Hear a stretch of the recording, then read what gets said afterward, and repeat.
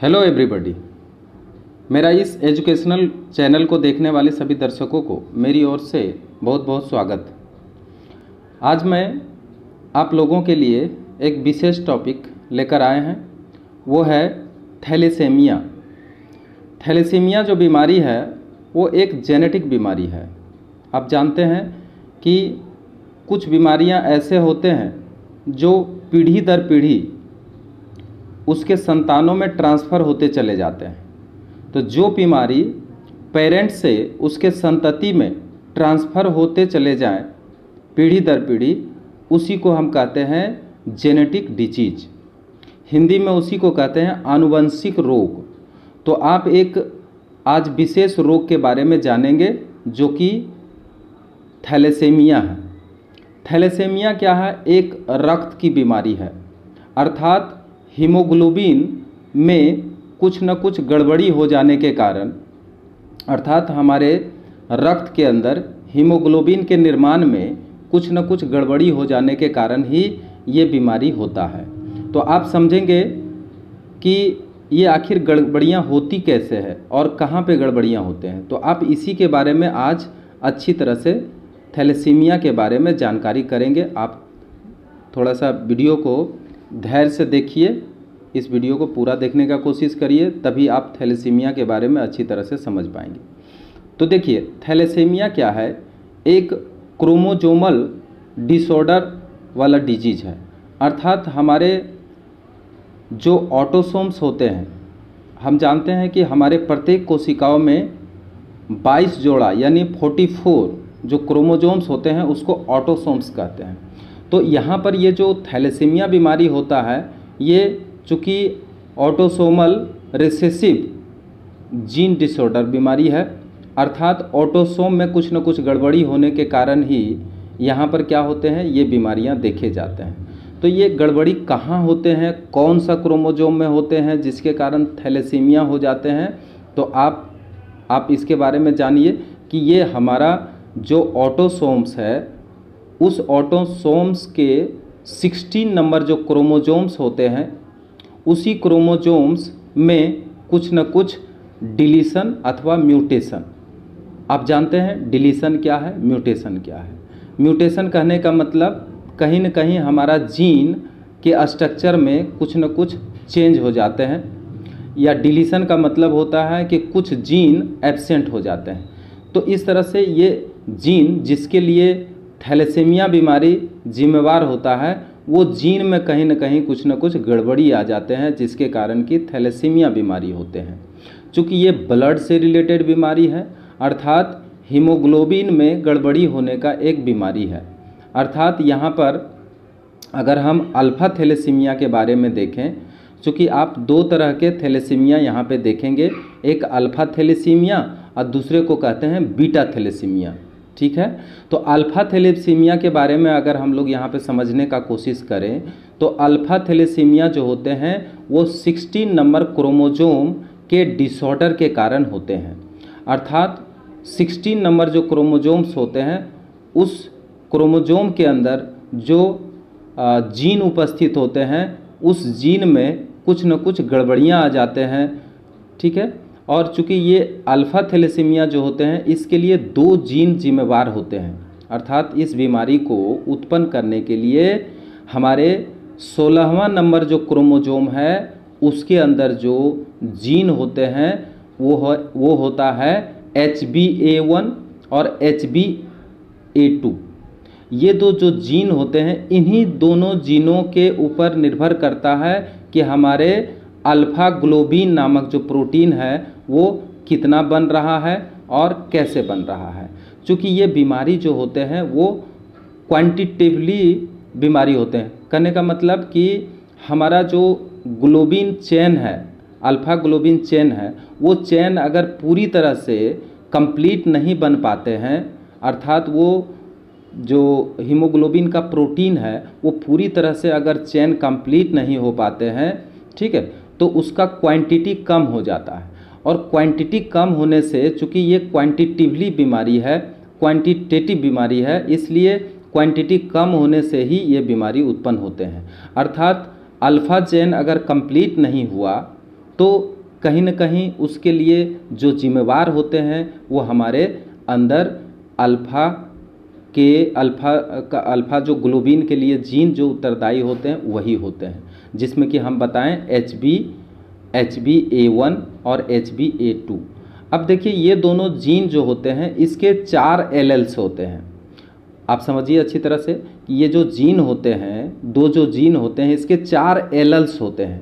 ये 4 एलेल्स में अगर एक एलेल्स में गड़बड़ियां हैं तो इसका मतलब है कि 3 जीन जो होते हैं वो हमारे कारगर हैं।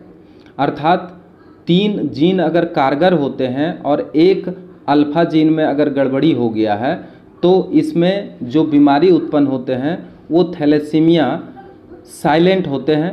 उसमें व्यक्ति नॉर्मल जीवन व्यतीत करते हैं और उसमें किसी प्रकार के सिम्टम्स नहीं आते हैं, अर्थात ये एसिम्टमेटिक्स होते हैं। ठीक है। परंतु अगर 2 जीन में गड़बड़ी हो जाता है, कहने का मतलब 2 एलेल्स में गड़बड़ी हो जाते हैं, जीन नहीं कहेंगे एलेल्स कहेंगे। अगर 2 एलेल्स में गड़बड़ी हो जाते हैं तो उसके अंदर जो बीमारी होते हैं वो अल्फ़ा थैलेसीमिया कहलाते हैं, अर्थात अल्फ़ा थैलेसीमिया माइनर। अब कहिएगा कि क्या ये 2 एलेल्स के गड़बड़ी होने से हमारे शरीर के अंदर जो बीमारी उत्पन्न होंगे वो क्या हमारा सिम्टमेटिक्स होगा? तो चूँकि सिम्टम्स इसमें बिल्कुल नहीं पता चलेंगे, परंतु आपके जो जीन है उस जीन के अंदर चूँकि गड़बड़ियाँ हैं और 2 एलेल्स आपका प्रभावित हो गए हैं, इसलिए आपका क्या होगा, आप कैरियर कहलाएंगे, अर्थात आप अल्फ़ा थैलेसीमिया का एक कैरियर बन जाएंगे। ये कैरियर क्या होगा, ये आपका जो नेक्स्ट जो जनरेशन होगा उस जनरेशन में इसका प्रभाव पड़ेगा, परंतु आप अपना जीवन स्वस्थ रहेंगे और अपना जीवन को स्वस्थ बिताएंगे, यानी अल्फ़ा थैलेसीमिया माइनर होगा। और बाय द वे आपका शरीर के अंदर 3 जीन में गड़बड़ी हो गया तो समझिए कि अल्फ़ा का जो 3 एलेल्स होते हैं वो 3 एलेल्स में अगर गड़बड़ियाँ हो गए तब आपके अंदर सिम्टमेटिक्स बीमारियाँ शुरू हो जाएंगे। अर्थात इन बीमारी में आपका क्या क्या लक्षण होगा, तो सबसे पहली बात है कि आपके अंदर हीमोग्लोबिन का निर्माण बहुत कम होने लगेंगे, अर्थात आपको बार बार खून चढ़ाने की आवश्यकता पड़ने लगेगी। तो यहाँ पे 3 जीन गड़बड़ है आपका, कहने का मतलब 3 एलेल्स गड़बड़ हैं, जीन तो 2 ही होते हैं, 3 एलेल्स गड़बड़ हैं। अगर 3 एलेल्स गड़बड़ हैं तो आपका ब्लड के अंदर जो हीमोग्लोबिन होते हैं, आरबीसी के अंदर जो हीमोग्लोबिन होते हैं वो चैन आपका कंप्लीट नहीं बनेगा, जिसके कारण आपको श्वसन प्रक्रिया में दिक्कत हो सकता है। कहने का मतलब आपको ऑक्सीजन की कमी हो सकती है। ब्लड आपका बार बार आपको जो है खून चढ़ाने की आवश्यकता पड़ सकती है। इसका मतलब आपके अंदर एनीमिया का लक्षण दिखाई देने लगेंगे। ठीक है। उसके बाद इसके साथ साथ आपका जॉन्डिस का लक्षण भी दिखाई देने लगेंगे, लीवर आपके बड़े हो जाएंगे और स्प्लीन भी आपका डैमेज होने लगेंगे। तो इस तरह से ये बीमारी बहुत ही खतरनाक होते हैं। ठीक है। और अगर 4 जीन गड़बड़ है तो कहा जाता है कि जिसके अंदर चारों एलेल्स गड़बड़ हो गए हैं तो वो बच्चे जन्म लेते ही मर जाते हैं। अर्थात वो जब बच्चे माँ के गर्भ से बाहर निकलते हैं, ठीक है, तो उसके बाद वो कुछ ही दिन जिंदा रह सकते हैं और वो मर जाते हैं। अर्थात वो मतलब बच्चे जब मतलब माँ के गर्भ में होते हैं तो उस समय भी उसका डेथ हो सकता है, क्योंकि उसमें कोई भी ऐसा जीन नहीं है जो कि उसका अल्फ़ा चेन को कंप्लीट करे, यानी ग्लोबुलिन चेन को वो कंप्लीट करे। इसलिए उसके अंदर ब्लड का बिल्कुल कमी हो जाता है और वो बच्चा जन्म लेने के पहले ही डेथ कर जाते हैं। ठीक है। इसलिए कहता है जो ये 4 एलेल्स के गड़बड़ी हो जाने के कारण बच्चे जन्म ही नहीं ले पाते हैं या जन्म लिए तो वो डेथ कर जाते हैं। इसलिए इस तरह के जो व्यक्ति होते हैं वो बहुत कम ही मिलते हैं जिसमें कि 4 एलेल्स एब्सेंट हो। ठीक। ठीक है। तो आप इसको अच्छी तरह से समझ गए हैं कि ये किस तरह से ये बीमारी पैदा करते हैं। तो इसलिए ऐसे बीमारी को जिसमें 4 एलल्स गड़बड़ हो जाते हैं इसको HB वाट्स बोलते हैं, और जो 3 जीन गड़बड़ हो जाते हैं उसमें उस बीमारी को अल्फा थैलेसीमिया H बोलते हैं, या इसको हम कह सकते हैं हीमोग्लोबिन H। तो इस तरह से हम देख लिए हैं कि इसके चारों तरह के जो अलग अलग लक्षण होते हैं, है ना, इसमें ये बीमारी उत्पन्न हो जाते हैं। ठीक है। अब आप देखिए कि एक चीज़ ध्यान रखना होगा इसमें कि आखिर ये बीमारी से बचें कैसे। तो इस बीमारी से बचने का उपाय हम बता दे रहे हैं। इस बीमारी से बचने के लिए सबसे पहली बात है कि शादी के पहले मेल और फीमेल जिसके बीच में शादियां हो रहे हैं तो उनको सबसे पहले थैलेसीमिया का जांच करा लेना चाहिए। अगर मेल अथवा फीमेल दोनों में से किसी एक में माइनर थैलेसीमिया है, चूँकि देखिए माइनर थैलेसीमिया अगर है तभी तो वो जिंदा रह सकते हैं, लेकिन अगर मेजर हो जाएगा तो वो व्यक्ति जिंदा रहने लायक ही नहीं होते हैं। ठीक है, उसको बहुत ही परेशानी होता है। ठीक है। और अगर जैसा कि बता दिए हैं कि 4 एलल्स में अगर गड़बड़ी है तो वो तो फिर बड़ा होने का सवाल ही नहीं उठता है, वो तो बचपन में ही डेथ कर जाएंगे।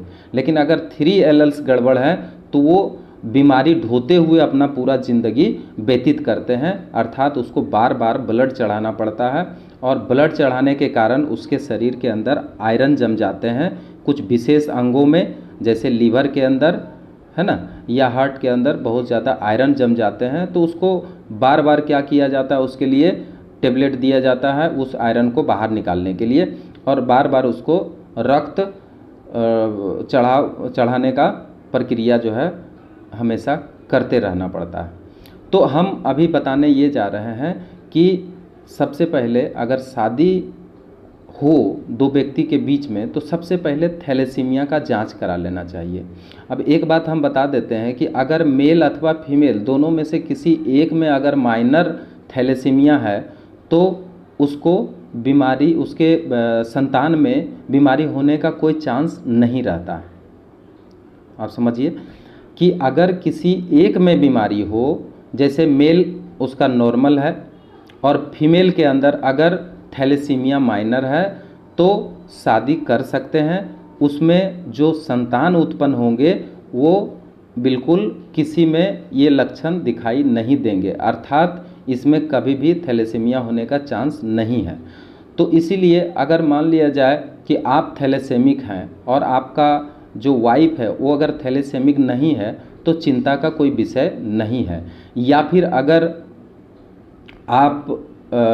आपके अंदर थैलेसीमिया है और वाइफ आपका नॉर्मल है, ठीक है, तब भी कोई चांस नहीं है कि आपके बच्चे थैलेसेमिक हो जाएंगे। ठीक है। परंतु दोनों अगर माइनर हैं, माइनर आप समझ गए होंगे कि 2 एलल्स का गड़बड़ी है जो अल्फा ग्लोबिन को नहीं बना रहा है। ठीक है। तो अगर 2 जीन गड़बड़ी है तो आप माइनर थैलेसीमिया से ग्रसित हैं। ठीक है। और माइनर थैलेसीमिया से अगर आप ग्रसित हैं तो निश्चित रूप से आपके बच्चे में मेजर थैलेसीमिया हो सकते हैं, अर्थात आप माइनर हैं, आपके वाइफ भी माइनर हैं। ठीक है। तो आपके जो संतान उत्पन्न होंगे वो क्या होंगे, वो थैलेसेमिक हो जाएंगे, अर्थात उसके अंदर थैलेसीमिया का सारा लक्षण दिखाई देने लग जाएंगे। तो इसका यही उपाय सबसे अच्छा है कि आप शादी करने के पहले आपको क्या करना होगा, आपको थैलेसीमिया का जांच करा लेना होगा। अगर आप थैलेसेमिक हैं तो आपका वाइफ नहीं होना चाहिए, और अगर वाइफ थैलेसेमिक है तो आपको थैलेसेमिक नहीं रहना होगा, तभी आपका पार्टनर लाइफ जो है सीधा कंप्लीट हो सकता है, जिसमें कि आप जो भी प्रोजेनी को जन्म देंगे, अर्थात जो भी संतान को जन्म देंगे वो कभी थैलेसीमिया से ग्रसित नहीं होंगे। अब एक बात और देखिए, अगर दोनों माइनर है, मतलब मेल भी माइनर है फीमेल भी माइनर है, ठीक है, और बाय द वे शादी हो गया, तो आप जान लीजिए कि उसमें जो मेंडेलियन का जो रेशियो है, अर्थात मेंडल जो रेशियो दिया है उस हिसाब से आपका जो संतति उत्पन्न होंगे उसी हिसाब से वो बीमारी से ग्रसित होंगे। अर्थात उसमें भी बताया जाता है कि 25% आपका जो बच्चे होंगे वो बिल्कुल स्वस्थ होंगे। ऐसा नहीं है कि आप माइनर हैं और आपका वाइफ माइनर बीमारी से ग्रसित है ना, उसके अंदर कोई लक्षण उपस्थित नहीं होते हैं, परंतु आपका जो संतति होंगे उसमें 25% संतति आपका स्वस्थ होंगे, उसमें किसी भी प्रकार के थैलेसीमिया का बीमारी नहीं हो सकता है। लेकिन 50% आपका जो संतान होगा वो 50% संतान आपका क्या हो सकते हैं, तो माइनर थैलेसीमिया से ग्रसित हो सकते हैं, और 25% जो संतान है वो आपके बिल्कुल थैलेसीमिया से ग्रसित हो सकते हैं। तो डर तो यही है कि आप कैसे समझेंगे कि हमारे जो संतान उत्पन्न हो रहे हैं वो हमारा थैलेसीमिया से ग्रसित होंगे अथवा माइनर होंगे अथवा स्वस्थ होंगे, आप समझ नहीं पाएंगे। तो इसके लिए एक और व्यवस्था किया गया है कि जिस समय बच्चे माँ के गर्भ में होते हैं उस समय भी एक टेस्ट किया जाता है जिसको फीटस टेस्ट कहते हैं। इस फीटस टेस्ट से आप ये जांच कर लीजिए कि जो होने वाला संतान है वो संतान क्या हमारा नॉर्मल है अथवा माइनर है अथवा ग्रसित है। एक बात नहीं है, क्योंकि वो थैलेसीमिया से पूरे ज़िंदगी भर वो परेशान रहेंगे, इसका कोई इलाज है नहीं। बार बार ब्लड चढ़ाना पड़ेगा, बार बार उसको खून देना पड़ेगा, फिर उसके अंदर आयरन जमेंगे तो उसको भी निकालने का व्यवस्था करना पड़ेगा, अर्थात उसको जीवन भर दवाई खाना पड़ेगा, जीवन भर ब्लड चढ़ाना पड़ेगा। तो एक बहुत ही संकट भरा बीमारी ये है जो कि आपका लाइफ क्या करता है, बर्बाद कर देता है। तो इस तरह से इसमें उपाय है। तो आप अगर पता चले उसमें कि ये जो संतति है वो हमारा नॉर्मल है, क्योंकि आपको हम बता चुके हैं कि 25% जो होता है वो नॉर्मल संतान भी हो सकते हैं। तो अगर उस 25% में आपका संतान आ गया तो हो सकता है आप नॉर्मल संतान को भी जन्म देंगे। क्लियर? आप नॉर्मल संतान को भी जन्म देंगे। तो इसलिए उसका क्या है, एक टेस्ट है। अगर बाय द वे दोनों माइनर माता और पिता माइनर है तो उसके संतति के अंदर 25% चांसेस हैं कि वो नॉर्मल संतान उत्पन्न कर सकते हैं, परंतु आपको फीटस टेस्ट करा करके जांच करा लेना पड़ेगा। तो सबसे अच्छा जो तरीका है वो आप शादी के पहले आप थैलेसीमिया का जांच करा लीजिए, वही सबसे बड़ा अच्छा प्रिवेंशन है इस बीमारी से बचने के लिए। क्लियर हो गया? तो आप थैलेसीमिया के बारे में अभी इतना जान गए। ये है अल्फ़ा थैलेसीमिया के बारे में, क्योंकि हम पहले ही बता चुके हैं कि थैलेसीमिया 2 प्रकार के होते हैं, एक अल्फ़ा थैलेसीमिया, दूसरा बीटा थैलेसीमिया। ठीक है? तो अल्फ़ा थैलेसीमिया जो हुआ है 16 नंबर क्रोमोजोम के अंदर जो जीन की गड़बड़ियां हैं उसके कारण हुआ है। क्लियर? तो आप इसका प्रिवेंशन भी देख लिए। अब देखिए थैलेसीमिया बी के बारे में, ठीक है, यानी बीटा के बारे में।